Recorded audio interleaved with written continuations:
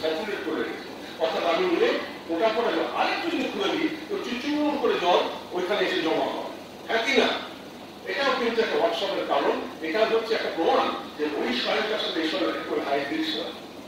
আর কি ভেজিটেশন, যে ওখানে বট গাছের চারা পাবে না, ওখানে খেজুর গাছের চারা পাবে না, ওখানে দোমাটি ফুল বা গেঁদা ফুল পাবে না, ওইখানকার যে শালুক ফুল, ওইখানকার যে হুজুরি মাটা, ওইখানকার যে শুষ্ক সার, ওইখানকার যে বিভিন্ন ধরনের আদার জলজ উদ্ভিদ, সেগুলো তুমি পাবে। সুতরাং সেটাও একটা প্রমাণ।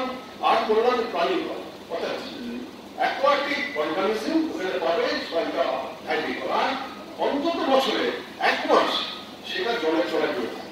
আচ্ছা, জলের তলায় জমে থাকবে স্যার, আপনারা বলছেন তো এই তো বন্যা হয়ে গেলে আমাদের তো কাঁসাই নদীর জল এই যে রাস্তার উপরে 1 মাস 2 মাস জমে থাকে, কলকাতা এমন জায়গা আছে 3 মাস জলের তলায় থাকে, আমরা সব করি, তাহলে কি সেটা উঠলেন না? কারণ সেখানে জল সরে গেলে উত্তরে মাটিটা সূক্ষ্ম মাটি হবে, সেখানে জলের উদ্ভিদগুলো পাবে, প্রাণীগুলো পাবে, হাইব্রিড সার পাবে। ফলে তোমাকে ডিফারেন্সিয়েট করতে হবে, দেখি তার ক্রাইটেরিয়া আমি কি করতে যাচ্ছি সেটার সাথে। আমি বললাম ফরেস্ট ওয়েটল্যান্ড, হ্যাঁ ফরেস্ট ওয়েটল্যান্ড। তোমরা যদি জঙ্গলে যাও, জঙ্গলে গিয়ে দেখবে বনের মধ্যে কিছু ওয়েটল্যান্ড আছে। তোমরা যদি হিমালয়ে যাও, সেখানে দেখবে পাহাড় বড় জঙ্গল ওয়েটল্যান্ড আছে। তুমি যদি আরো যাও, এখান থেকে যাও পাথর ফেটে দেখবে যে অনেকগুলো স্প্রিং আছে, সেটাও ওয়েটল্যান্ড। আজকে কথা বলতে হয়, কথা একটু কথা বললে